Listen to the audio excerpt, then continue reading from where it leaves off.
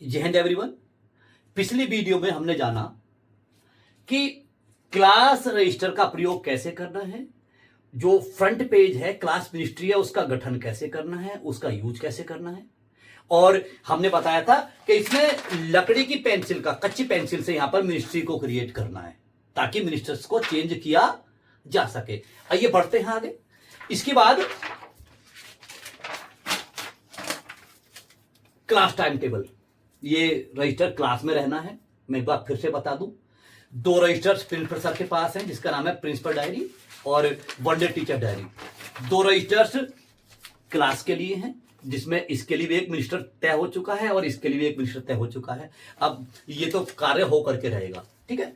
अब एक डायरी जो है वो टीचर्स के लिए है, ठीक है। अब हम इसे एक्सप्लेन कर रहे हैं। 99% प्रॉब्लम का सॉल्यूशन हो जाएगा। आगे देखते हैं। मिनिस्ट्री हमने पहले बता दी। इसके बाद हमारे पास आता है योर क्लास टाइम टेबल। इस क्लास में कौन कौन से टीचर्स को आना है, क्या क्या पढ़ाना है। HB पेंसिल का प्रयोग करना है, लकड़ी के कच्चे पेंसिल का, ताकि हम क्लास में कभी आए, कोई भी क्लास में आए तो वह क्लास रजिस्टर को ओपन कर लो, पता चल जाएगा किसका घंटा है किसका घंटा नहीं है। That clear? बहुत आसान है, फिल करना है। और ये जो फिल करना है ये प्रिंसिपल सर के अकॉर्डिंग फिल करना है। नेक्स्ट वन, आइए इसके बाद हमारे पास आता है डेज स्पेशल स्पीच। बहुत इंपॉर्टेंट टॉपिक है। 26 जनवरी, अभी तो हम अप्रैल के महीने में हैं। 26 जनवरी जो है अभी तो आने में 6-7 महीने बकाया है। जनवरी फरवरी, तो अभी जो ना अब क्या हो, 26 जनवरी पर कौन बच्चा लेक्चर देगा इस क्लास का। हमने क्या करना है, देखिए यहां पर 26 जनवरी जरूर होगा। यह है हमारा इंडिपेंडेंस डे, स्वतंत्रता दिवस हो गया, 25 हजरत अली सभी है इसमें। देखिए बसंत पंचमी, रिपब्लिक डे 29। तो एक लड़के को एक लड़की को हमने अभी रिस्पॉन्सिबिलिटी दे दी अप्रैल में ही, बेटा आपको तो इसी पर बोलना है। और इन्हें क्या बोलना है ये हम आपको PDF में देंगे। आपका जो टीचर्स ग्रुप है जहां पर हमारा ट्रेनिंग प्रोग्राम चल रहा है, वहां पर हमारी वीडियो सेंड की जाएगी, तो वहां पर आपको ये सब कुछ मिल जाने वाला है। आपको तो बस उन्हें दे देना है। हमने क्या किया, प्रिपेयर किया। आपने क्या किया, उन्हें दे दिया।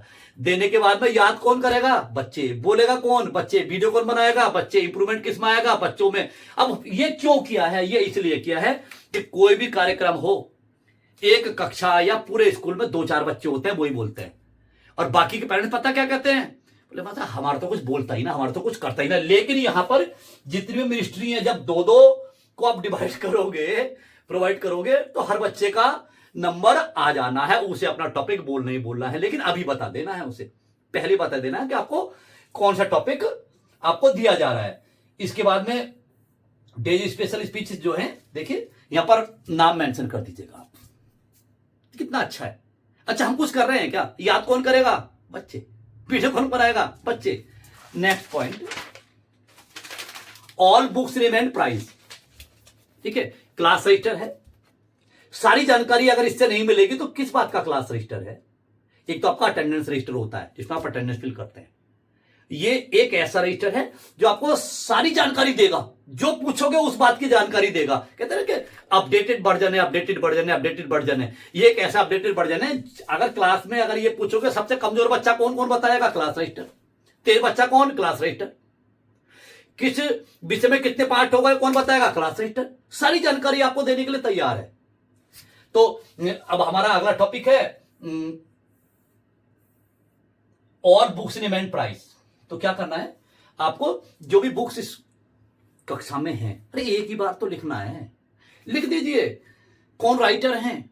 इससे क्या होता है कि हमारे अगर कोई बच्चा सिलेबस लेकर के आ रहा है तो आप इसके अकॉर्डिंग मैच कर सकते हैं, और नेक्स्ट सेशन में तो बड़ा काम आने वाला है ये हमारे लिए as a manager. Next, all notebooks name with subject. और नोटबुक्स नेम विद सब्जेक्ट। तो कौन कौन से विषयों की कॉपियां बनाई जाती हैं इस कक्षा में, ठीक है। एक बार डिसाइड हो जाएगा प्रिंसिपल सर के साथ मिलकर के, वो यहां पर मेंशन हो जाएगा, ठीक है। तो कौन सी कॉपियां हैं, जानकारी होनी मैंने बताया ना। अच्छा, एक बार ही तो बनाना है, 5 मिनट लगना है, ठीक है। डिसाइड हो जाएगा किस विषय की कॉपी बननी, किस विषय की कॉपी नहीं बननी है, हम तो क्लास में जाकर के देखेंगे। Next one please. अब हमारे पास आता है फ्रेंडशिप कपल। ये फ्रेंडशिप कपल क्या है? हमने बताया ना, मेरा आपकी कृपा से सब काम हो रहा है, मित्रता के जोड़े बना देने हैं। कुछ तो ऐसे होते हैं लड़के, एक गांव से आते हैं, बड़े घनिष्ठ दोस्त होते हैं, उन्हें कृष्ण सुदामा की दोस्ती के बारे में बताइए, उन्हें बताइए कि एक दूसरे को बेटा उनकी सहायता करनी है, पबजी के बारे में बात नहीं करनी है, एक दूसरे से क्वेश्चन आंसर पुटअप करने हैं, एक दूसरे की सुविधाओं का ध्यान रखना है। तो एक दूसरे की जानकारी ये आपस में रखते हैं, एक दूसरे की सहायता करते हैं। और जब 1 या 2 महीने बीत जाते हैं, हम कहते हैं भाई इनसे क्वेश्चन पुटअप करो, ए वाला बी वाले से। अब वो क्वेश्चन पुटअप कर रहा है, वो जवाब दे रहा है, इसका मतलब क्या है कि उन्होंने जो कार्य किया है पढ़ाई पर कार्य किया है। और अगर उन्होंने बातें की होंगी पबजी की, उन्होंने बात की होंगी और गेम्स की, पिक्चर्स की बात की होंगी, तो पढ़ाई पर तो कोई फर्क आएगा नहीं, ठीक है। लेकिन अगर उन्होंने की होंगी तो वो एक दूसरे का उत्तर देने के लिए तैयार रहेंगे, क्योंकि बस आप खुद समझदार हैं। Next one please. Friendship couple के बाद में फ्रेंडशिप कपल 2, क्योंकि 2 पेजेस हो सकते हैं, ज्यादा हो सकते हैं बच्चे। Adopted children. ये जो एडॉप्टेड चिल्ड्रन है, ये बहुत इंपॉर्टेंट टॉपिक है सभी कक्षाओं के लिए, इंटर क्लास तक के लिए टॉपिक। सबसे पहले नर्सरी क्लास के लिए समझाता हूं, नर्सरी क्लास के लिए इंपॉर्टेंट क्यों है। माना एक बच्चा यहां पर एडमिट हुआ, उसका दाखिला हमारे यहां हुआ, तो हम क्या करेंगे, हमें ये देखना है as a nursery class teacher कि इसका कोई बड़ा भाई स्कूल में तो नहीं पढ़ता है। मान लिया उसका कोई बड़ा भाई या बहन कक्षा 2 में पढ़ता है, कक्षा 3 में पढ़ता है, तो उसे बुलाइए और उसका नाम यहां पर मेंशन कीजिए और उससे बताइए बेटा इसका होमवर्क कराना जिम्मेदारी आपकी है, तो विश्वास कीजिए। अब उसे एक ड्यूटी मिल गई, अब वो होमवर्क कराएगा, पेरेंट्स के कहे से नहीं कराएगा, आपके कहे से कराएगा, और आप नहीं कहोगे तो वो कार्य नहीं कराएगा। सबसे पहले प्रायोरिटी किसे देंगे? उसके सगे भाई बहन को, फिर बे नहीं है तो चचेरे, बे नहीं है तो उसके गांव के, बे नहीं है तो जिस राउंड में वो बच्चा आता है उस राउंड में बच्चे को, और उनसे ये कह देना बेटे जब सुबह को आओ पहले तो थोड़ा इनके पास आ जाया करो, देख लिया करो कि इनका वर्क कंप्लीट है या नहीं है। तो पता बच्चे क्या करते हैं, हमने तो एक्सपेरिमेंट किया है। बच्चे आते हैं, उस क्लास में जाते हैं और 2 मिनट में देखते अरे इसका तो वर्क अच्छा है, और कोई गलती है तो उसे ठीक करा करके 5 मिनट अपनी कक्षा में जाकर के बैठ जाते हैं। अरे क्या करना उन्हें, अपना पढ़ना है और उस छोटे बच्चे का ध्यान रखना है। तो उस नर्सरी क्लास की जो अध्यापिका हैं या अध्यापक है, उन्हें बहुत सहायता मिलती है उस बच्चे से, ठीक है। अब ऐसा मान लीजिए कि एक बच्चा है, वो 2nd क्लास में पढ़ता है और अभी उससे एडिशन भी नहीं आता, जोड़ना भी नहीं आता, तो दे दो गोद उसी क्लास के ऐसे बच्चे को दे दो जो सुबह जल्दी आ जाता है और उससे एडिशन आता है, और उससे कह दो कि बेटा इसे जोड़ सिखाओ, तो अगले दिन को आप देखोगे ना तो वो बच्चा उसे जोड़ सिखाता मिलेगा, और विश्वास कीजिए 6 दिन के अंदर अंदर उस बच्चे को बिल्कुल परफेक्ट कर देगा। अब फिर कहेगा सर और कुछ करना है, अच्छा हमने कुछ किया नहीं किया, जो भी कुछ कर रहा है सिस्टम कर रहा है, ईश्वर कर रहा है, हम तो मात्र जामंत का काम करना है हमें। Next one please. तो समझ गए होंगे एडॉप्टेड चिल्ड्रन कितना इंपॉर्टेंट है। नेक्स्ट, और हां जैसे किसी बच्चे से हिंदी रीडिंग नहीं आती तो उसे गोद दे दीजिए, चाहे दूसरी क्लास के बच्चे, उसी क्लास के बच्चे को दे दो, ज्यादा बेहतर है, ठीक है। तो वो भी उसे परफेक्ट कर देगा, क्योंकि जब फर्स्ट राउंड निकल जाता है स्कूल, 2 बस से 2 राउंड तो लगाती है प्रत्येक स्कूल में, ठीक है। जब फर्स्ट राउंड निकल जाता है तो पढ़ाई तो होती नहीं है, वो उसे पढ़ा देगा, और जब पढ़ाएगा तो उसका तो इंप्रूवमेंट होगा ही होगा, और सामने वाले बच्चे का भी इंप्रूवमेंट होगा। आप देखोगे 1-2 महीने में सारी समस्याओं का समाधान हो जाएगा। तो यह है हमारा एडॉप्टेड चिल्ड्रन। यह है हमारा क्लास सेशन का पार्ट 2 वीडियो। पार्ट 1 में हमने क्लास मिनिस्ट्री के बारे में समझाया, पार्ट 2 में ये टॉपिक्स आ गए हैं। इसके बाद स्टूडेंट्स कंप्लेंट।